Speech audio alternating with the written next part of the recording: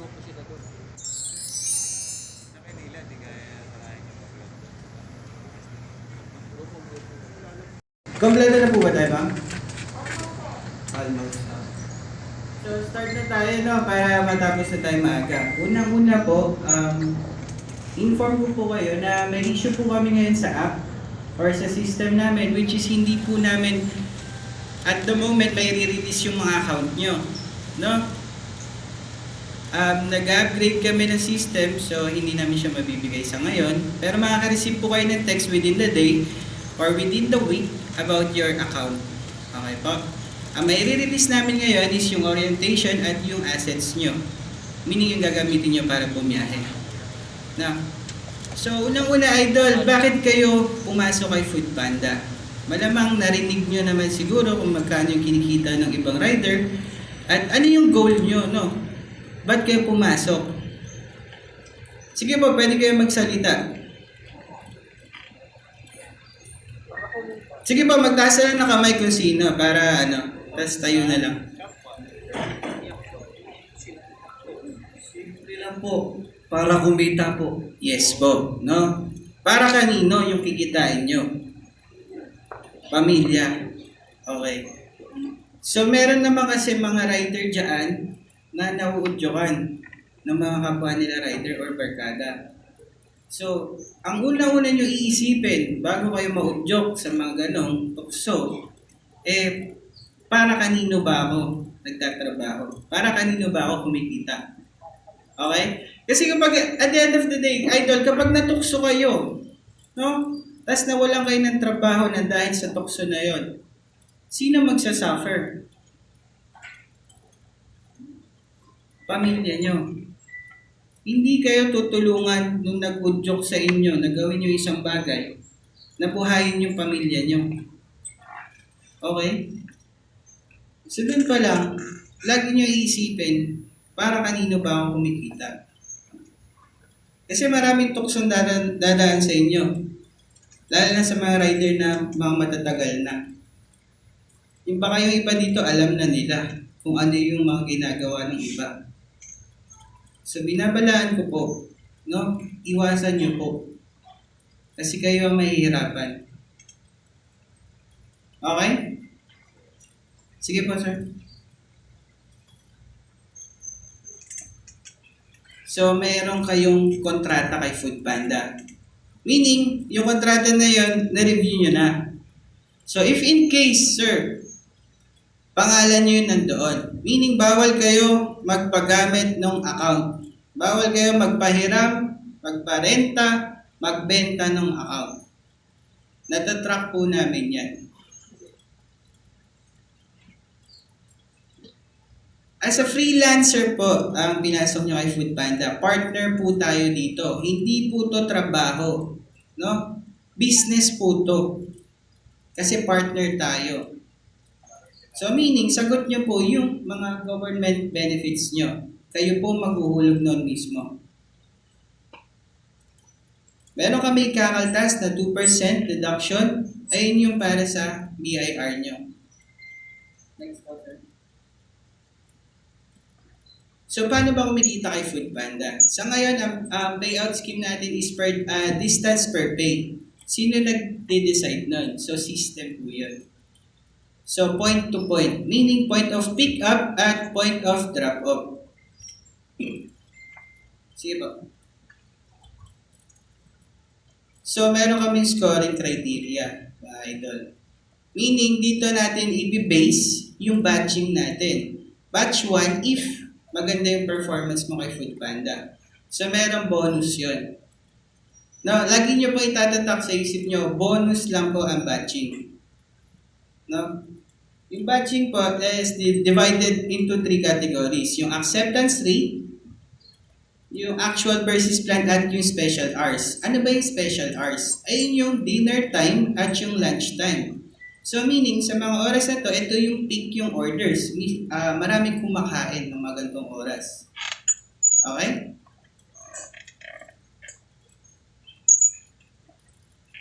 So road safety.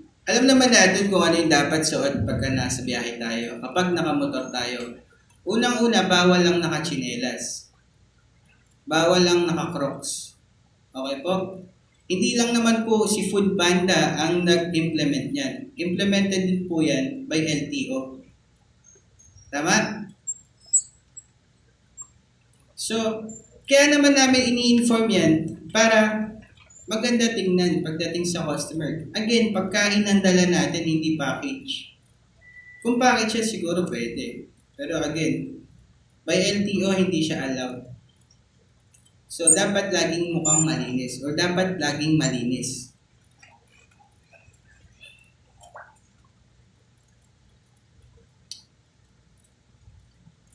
So, yung sa pinakababa, kung mapapansin nyo, Anti-Distracted Driving Act. Ano po ba to? Meron po ba nakakaalam dito kung ano yun? Sir? Cellphone user, cellphone driving, sir. Yes. Okay. So, bawal na bawal pong nagsi-cellphone habang nagdadrive. Or meaning yung hawak nyo yung cellphone nyo habang nagdadrive. No? Bukod po sa dala nyo yung pangalan nyo, dala nyo po yung pangalan ni Foodpanda kapag naka-duty kayo. So, meaning, kapag ikaw nahuli ka, nang dahil sa ganun, pag-iinitan yung kasama mo ng ibang traffic enforcer. Which is pangit tingnan. Bakit? Lagi kayo naka-uniform, tapos isipin nyo bawat kanto mapapara kayo ng dahil sa ganun. Hindi ba hassle yun? Lalo na kung may hinahabol kayong goal para per delivery. Sa parking naman, so yun lang, no? Huwag naman tayong balagbag. No? Kung alam natin na walang parkingan yung vendor, maghanap tayo ng matatabihan natin yung hindi makakaabala sa ibang daraan. At yung hindi ka mahuhuli. Regardless pa yan kung sasabihin mo, saglit lang ako, sir. Sabihin natin, saglit ka, nagpaalam ka, pero hindi ka pinayagan. Pinuli ka pa rin. Sino ba naabala? Kayo pa rin. No? Tapos, kung mangyari man yun, masisira na araw nyo. Baka naman pagbuntungan nyo pa yung customer nyo. At kung mangyari, ma-report pa kayo ng customer nyo. Bastos tong rider nyo. Sa tingin nyo, maganda ba pakinggan na makakarinig kami ng ganun? Or makakarinig kayo na bastos yung mga Foodpanda rider? Ano bang goal natin sa Foodpanda? Dumami yung order. Paano dadami yung order? Kailangan natin ng customer. No? Ngayon, kung meron kayo ma-experience na galit na customer, huwag nyo nang sabayan, idol. No? Hanggat maaari, ikaw magpakumbaba kung ikaw mas nakakaintindi. Kasi pwede kanyang mabaliktad kapag sumagot ka ng babala o kapag may mali ka na sabi. Kung galit man, opo, pasensya na po. No? Kasi ikaw pa rin yung nagko-control sa sasabihin mo. Next po, sir. Yan. Magkakaroon kayo ng kaltas na 280 pesos sa sahod nyo. Pero once a year yun. Cebuana Insurance po yun. So, mandatory po ito kasi marami nagre-reklamong rider noon. So, kung kayo, meron na kayong sariling insurance, additional insurance ito. Hindi ko lang alam kung valid pag dalawa na. No? Pero mandatory po ito. Next po. So, may mga sanctions kami. No? Para sa mga tulad nito. Hindi pagsusuot or pagsusuot ng tsinelas at Crocs. So, 2 days suspension kagad yun, mga sir. Abala sa inyo yun. Napakaliit na bagay magsuot ng sapatos. Kung umuulan man, bumili ka na lang ng all-weather na sapatos. Tulad nung kay sir na yung nasa likod. Yan. Tama. No? So, yung bag, dalawa yung bag na ibibigay namin sa inyo.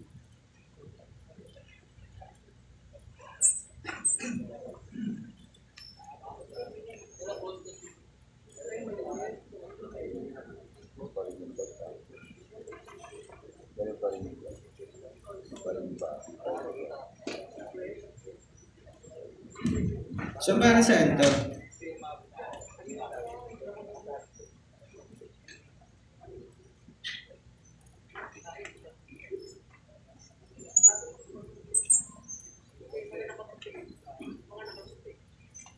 Una, yung bag na to na malaki, para sa motor nyo. No? Ilalagay nyo to sa motor nyo na. Si hassle naman to kung tatanggal-tanggalin nyo ba. Yung maliit na bag, dadalhin nyo to every time na magpipick up kayo ng pagkain sa vendor. Para yung pagkain, hindi nyo ginaganon. Hindi visible na winawagayway nyo yung pagkain dala nyo. No? Talaga yun to para yung temperature ng pagkain is either malamig or mainit, nandun pa rin. Eh, pagdating mo sa bag mo na malaki, papasok mo sa loob to. Okay?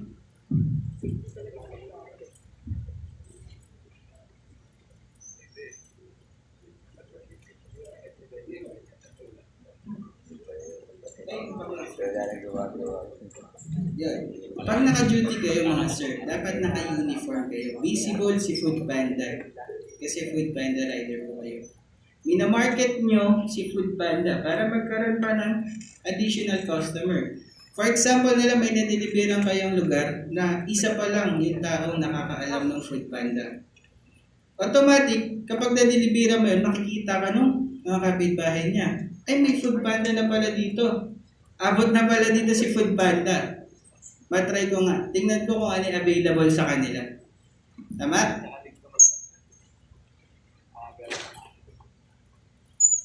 Yun. Wag na wag po tayo mag-shorts.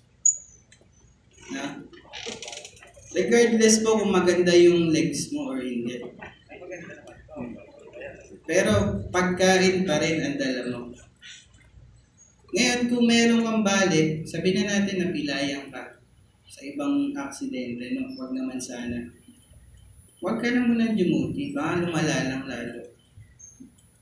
Diba? Pagalingin mo muna sarili mo. Tapos kaya mo pa naman bumiyahe ng ibang araw. No? Ang pangit lang, idol. For example na lang, na-hit nyo yung 3 dyan or 2 sa isang araw. Kumbaga, sabay-sabay mong ginawa yan. Hindi ka na namin isususpend. Tatanggalin ka na namin. Bakit? Dito pa lang, nagkakaintindihan po tayo na huwag niyong gagawin to. Kapag ginawa niyo ito sa labas, ibig sabihin, niloloko niyo sarili niyo, niloloko niyo rin si Foodpanda. Which is, ang intention naman namin is tulungan kayo magkaroon ng trabaho. Hindi makipaglokohan. Matatanda na tayo dito, may mga edad na tayo dito. So, hindi na laro itong ginagawa natin. No? Ang habol natin dito, kumita para sa pamilya. Sige po. Kung ano yung gagawin nyo kapag nandun na kayo. So, ngayon pa lang, magtanong na po kayo. Kasi yung first batch, nakikinig sila. Sabi nila. Pero nung nasa daan na sila, ang dami na nilang tanong. No, parang hindi na nila pinapatulog si Miss Mau.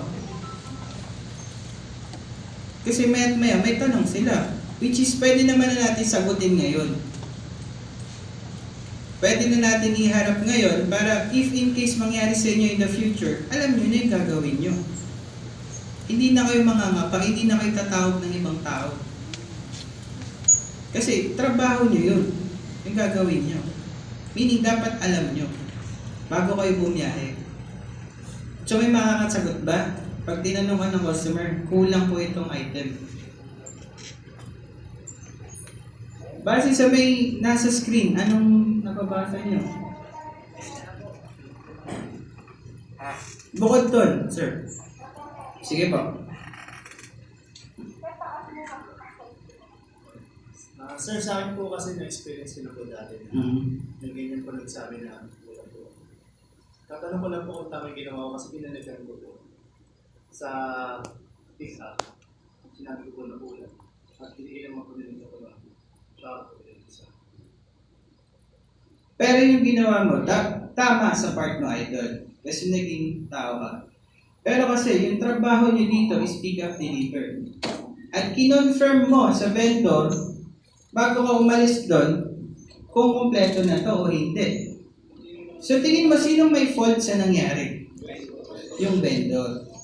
So, anong pwede mo isuggest sa customer mo pag gano'n na nangyari?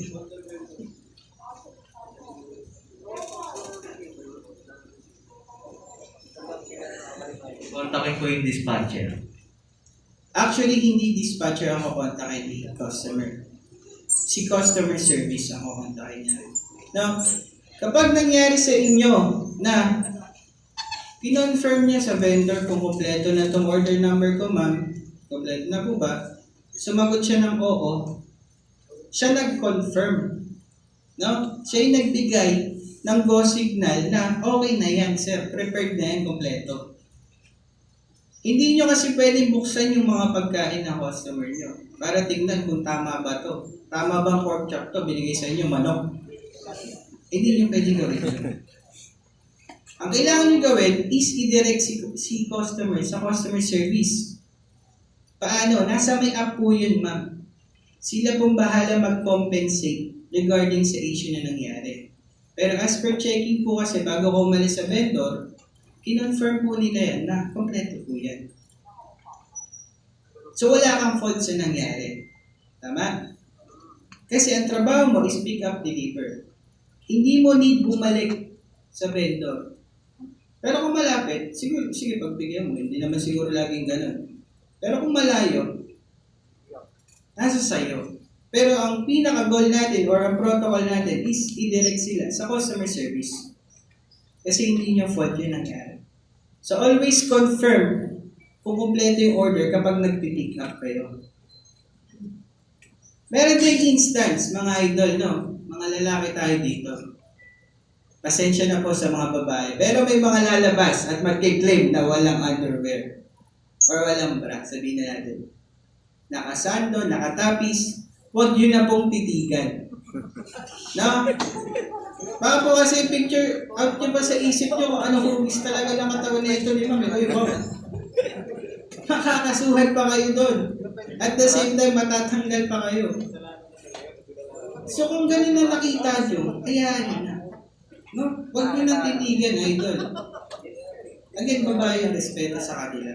Siguro nagmamadali lang din sila or may ginagawa sila ng mga time na yun. Okay? Again, babae yun, marireklamo kayo. Ha?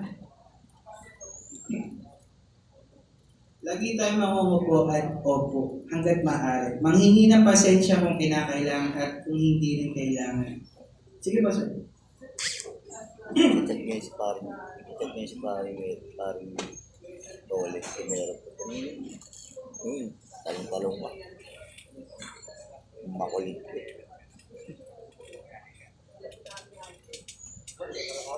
Hindi niya kasi kaya si G, Buranday. Pero kaya niya si Buranday. Nakakamoto niya. Ayaw na kinilis pa. Diba? Okay. So sa criteria natin kanina, wala tayong rider rating, idol, no? Acceptance rating ang nandoon. Meaning, kapag may pumasok na order sa'yo, dapat ina-accept mo. Pag may hindi ka na-accept na order, doon yun mababago. Doon yun maa-apektuhan. Straight line. Walang rating si Foodpanda sa rider. Accept Sa na. vendor meron. No? Also, kapag yung order, juice, milk tea, sabaw, i-double check nyo kung properly sealed. Huwag kayong accept kagad ng accept tapos pag hawak mo pa lang, tumaog na. No, tumapo na kagad. Doon naman magre-reklamo customer kasi fault na ng rider yun. Hindi niya din-double check na sealed yung pagkain. At the same time, hawak na niya nung tumapot. Tama? Again, kapag yung customer nyo galit, huwag nyo nang sabayan hanggang maaari. May makikita kayo ngayon sa Facebook na kumakalat, mayroong rider daw ng Foodpanda, galit na galit sa customer. Hindi niya inintindi yung customer. Sali, pinakyin niya pa. Ayun siguro yun ah. Kasi sa ganun, pwede siyang makasuhan ng customer. At the same time, blacklisted kay Foodpanda. Ang habol natin, dumami yung customer natin, pero dumami rin yung rider natin. No? Yon. Practice data privacy. For example, may artista o model kayong na-deliveran. No? Huwag nyo nang i-stock yung number. Pagkalat yung number. O kaya may maganda kayong na-deliveran, type nyo. Huwag nyo nang i-add sa Facebook, idol, sinasabi ko sa inyo. Once na maalala ka ng customer na ikaw yung nag-deliver sa kanya, hindi niya in-allowed yung ganung bagay para ibigay yung number niya at yung pangalan niya doon. In-allowed niya yung ganung bagay para sa pagkain lang niya. So doon kayo pwede makasuhan din yun. So again, huwag nyo i-add yung customer kung type nyo. Ha? O kaya baka mamaya makita nyo walang underwear, i-add nyo. O anong pumasok sa isip nyo. Again, pangit tingnan nyo. Sige po, sir.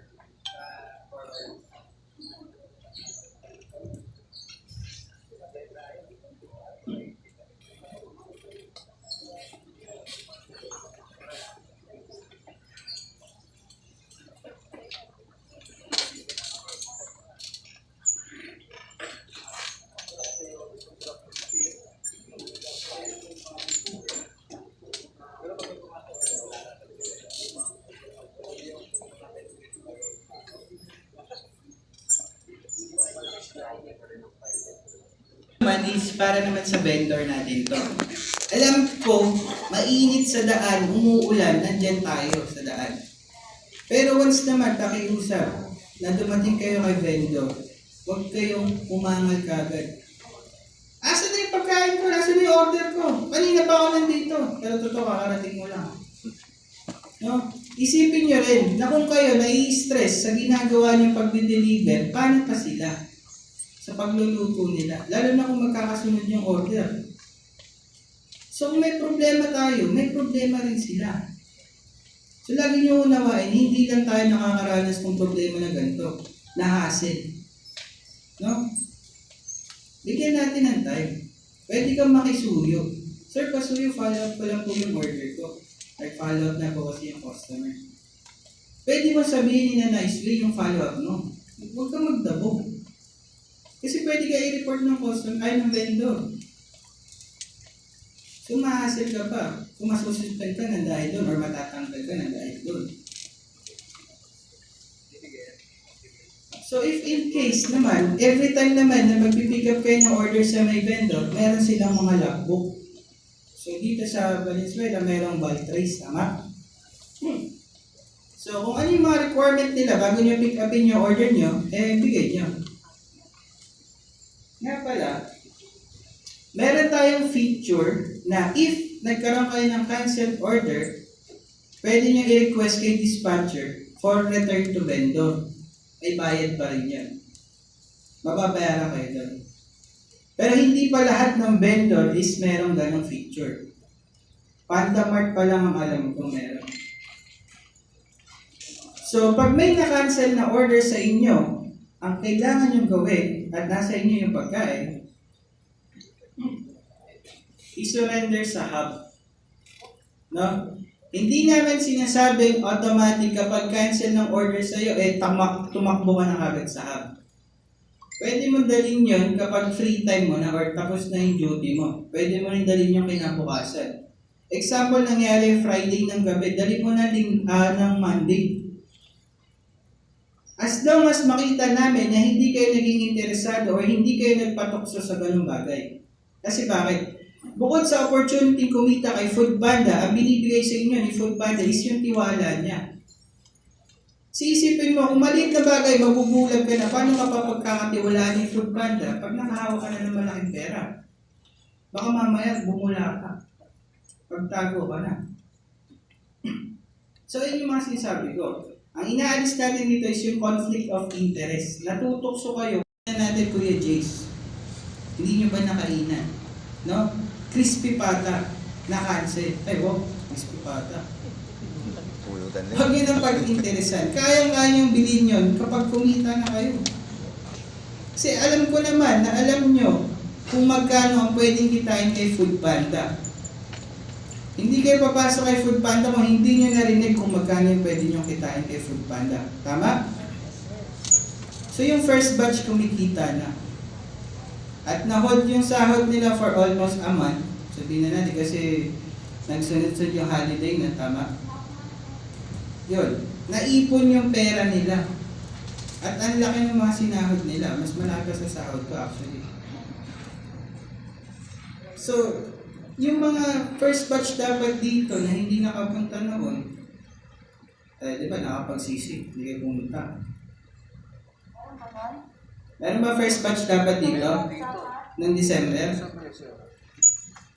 Wala. So again, galanin natin yung vendor, no? Kung yung problema nyo, pinakaharap nyo, may problema rin silang pinakaharap. Yes, pa. Ano ba? Hindi ma-contact yung customer. Kasi, kapag gano'n ang nangyari, ako kontakin nyo si dispatcher. Ang gagawin ng dispatcher natin, tatawagan yung customer. Ngayon, kung ilang minuto yung allotted time para gawin nila yun, sasabihin nila sa iyo. Pag hindi talaga nila makontak yung customer, ika-cancel nila yun. Sasabihin nila sa iyo, order was cancelled. Paano nga po yun, sir? Parang may narinig akong ganun sa pansatora natin. Pizza. Halimbawa, na-cancel yung pizza. Na-report, pero walang nangyari pa rin. Sana po nila dadalhin yung pizza? Sa hub. Hub. Sa Timog ang pinakamalapit po dito. Sa hub, sa table. So hindi po nila pwedeng bilhin? Hindi po, ma'am. Hindi po namin ina-allow yan kasi magkano yung kinita nyo para sa order na yun. Kalagay na natin 100. Para lang doon may deliver, may order na yun. Tapos yung mga cancel sa'yo, palagay na natin 300. Sino mas talo? Tingin nyo, sino mas talo? Si rider. Nakabala ko na. Yes, So, po. sir, kahit cake, kahit pizza, o kahit, siyempre pagkain yan, di ba, sir? Yun yung mga madaling Opo. So, kailangan i-surrender nila sa hub. Yes po. Kasi mahigpit na po si Foodpanda about sa cancel order. Kasi meron gumagawa sinasadya nila. So lahat ng cancel order yan, nadedetect yan ni Foodpanda. Nilalag nila yan. Ngayon, pag sinabi natin buminggo na yung account mo sa puro cancel order, tapos wala kang na-surrender kahit isa sa hub, automatic, it's either suspension ang mangyari sa'yo or termination. Ngayon, ang gagawin naman namin, pag nag-surrender kayo sa hub, ilalag namin yon, no? Pag nalag namin yon, tas if in case may nangyari sa inyo, na-suspend kayo ng dahil sa mga cancel order na to. Tapos, chinek namin yung log namin, lahat naman ng cancel order ni sir, sinorender niya sa hub. Automatic, yung suspension mo, ipapalift namin yon, or yung termination mo, papatanggal namin yon. So, yun yung magagawa namin sa part namin na nagsusurrender ng cancel order. Kasi sabihin na natin, meron nangyari sa inyo, hindi nyo sinasadya cancel order, fake booking, puro alak, puro yosi. Nasaan yung yosi? Nasaan yung alak? Kasi hahanapin din sa amin ang management yan. Nag-surrender pa doon sa hub. Hindi kasi natin pwede sabihin na, sir, nadamay lang naman ako, sir, hindi naman po talaga ako yun eh. Pero again, nasaan yung pagkain? Nasaan yung order? Pwede ba namin sabihin, sir, hindi naman siya kasama eh. Hindi siya kasabot eh. Anong proof namin na tama yung sinasabi namin sa kanila kung wala ka sinurrender? No? Yes po. Kahit po panis yan, wala pong problema sa amin. As long as hindi namin makita sa inyo na nagka-interest kayo sa bagay na yun.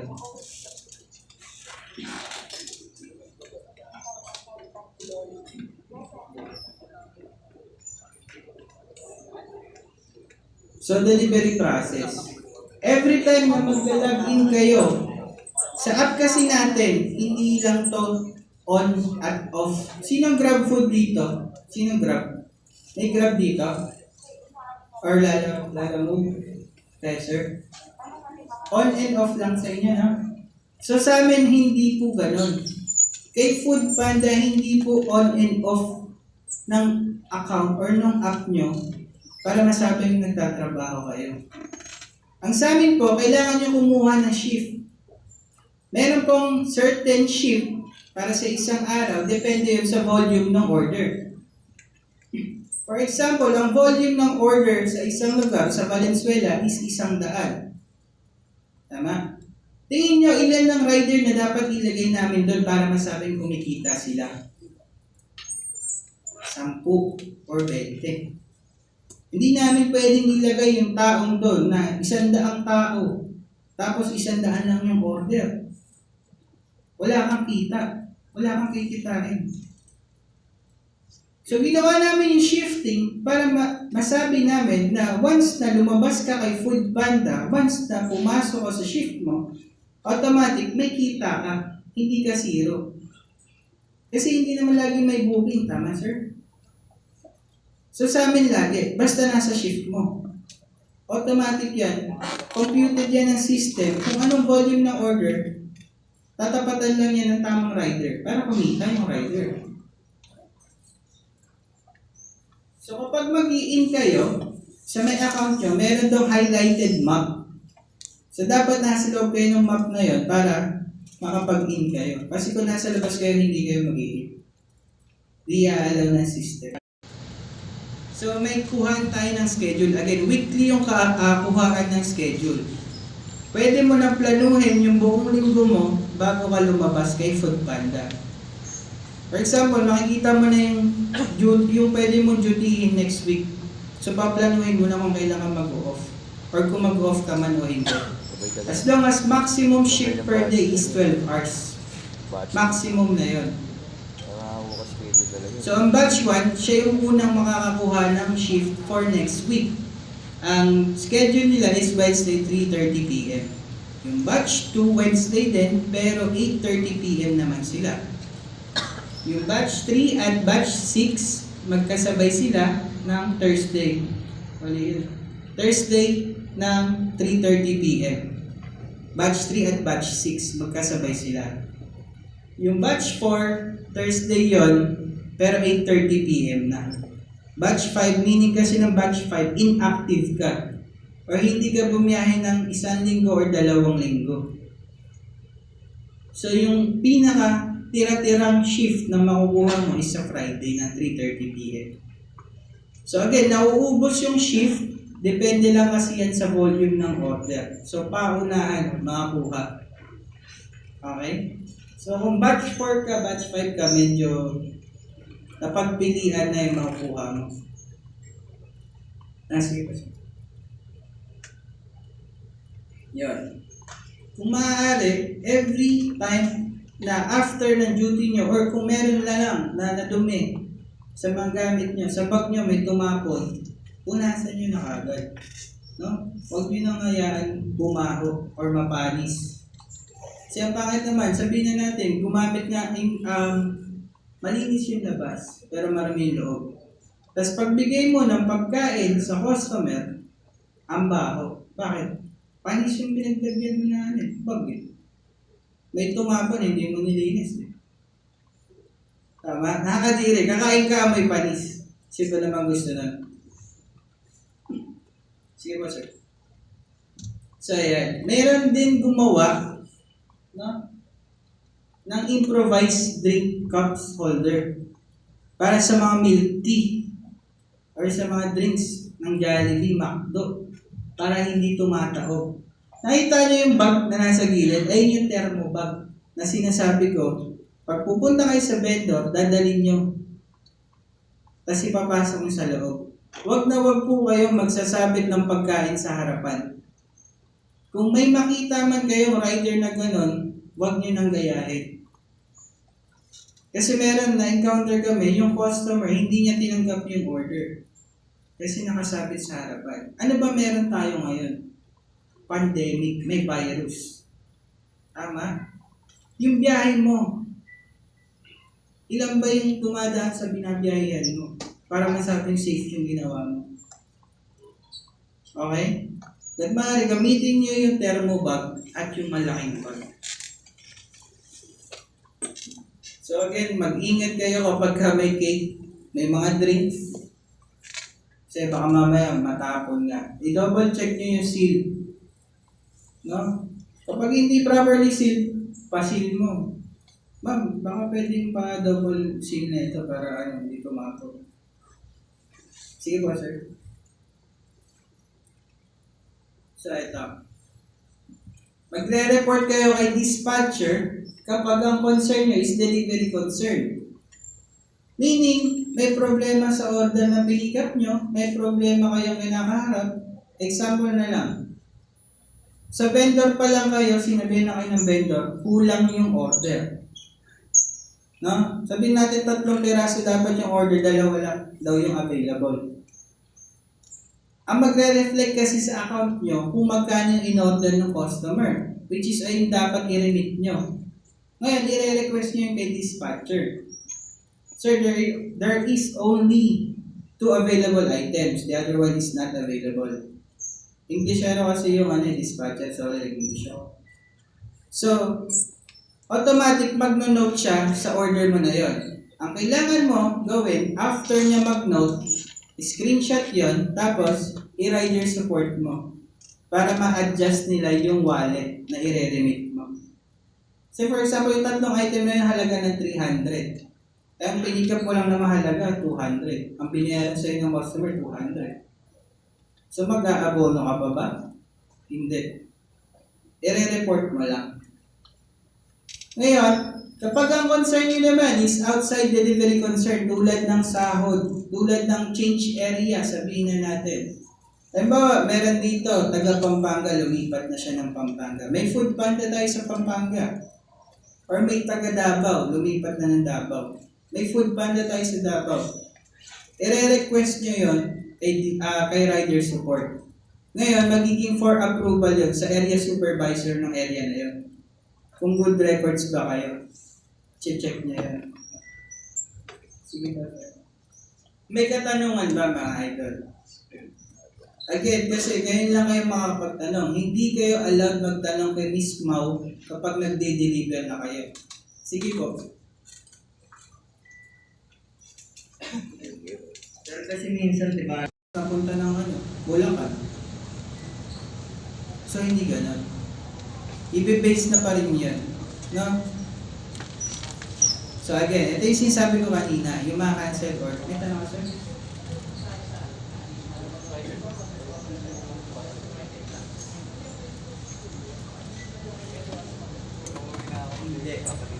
Hindi, idol. Hindi tayo allowed mag-modify ng order ng customer or magpa-add sa customer. Again, wala kayong nilalabas na pera dito. So, ang mangyayari nun, ang advice nyo kay customer, ma'am, sorry po, hindi po available yung ganyan method. Order na lang po kayo ulit. No? Sige po. Sir, paano po pagka, parehas yung pangalan ng street? Nangyari na po kasi sa akin, sir, merong dito area ng Valenzuela, merong Celia 1, tapos merong Celia Street lang. Tapos nagkamali ng pin yung customer. Pero Valenzuela parehas. Valenzuela po, pero magkalayo. Ay hindi, Malabon pala yun, Malabon. Again, i-report mo kay dispatcher para ma-confirm niya kay customer kung saan talaga yung address niya. At the same time, makukontak mo naman na si customer. So, if in case na makita mo mali yung pinpoint niya, huwag mo nang puntahan yung maling pinpoint. I-report mo na kagad kay dispatcher. Matagal pa, piyesta pa, piyesta na.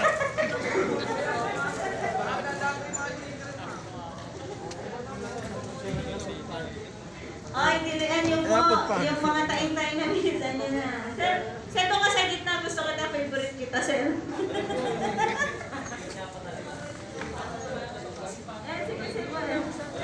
Ayan na po talaga si Food Panda. Dali yung Food Panda.